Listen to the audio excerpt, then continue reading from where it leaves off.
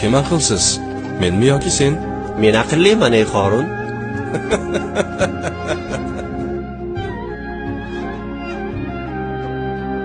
Qanday qilib sen aqlli bo'lishing mumkin?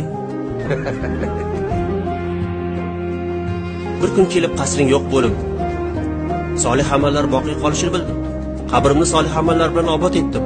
Sen esa qasringni obod qilib, qabringni xarob etding. Obod maskandan xarob joyga ko'chib o'tishni yoqtirmaysan. Vaholanki bir kun qabringga qaytishingni aniq bilasan. Aytchi, ey Qorun, bu aqlsizlik emasmi? Allohga qasamki, rost so'zlading. Yana nasihat qil. Senga Allohning kitobi kifoya qiladi. Uni lozim tut. Unda xabar va ibratlar bor. Biror hojating bo'lsa ayt. Ha.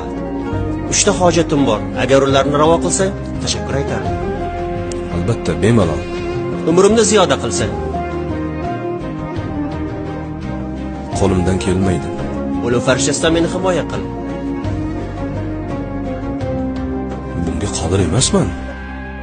Meni jannatga kiritib, do'zaxdan uzoqlashtir. Yo'q, bunday qila olmayman.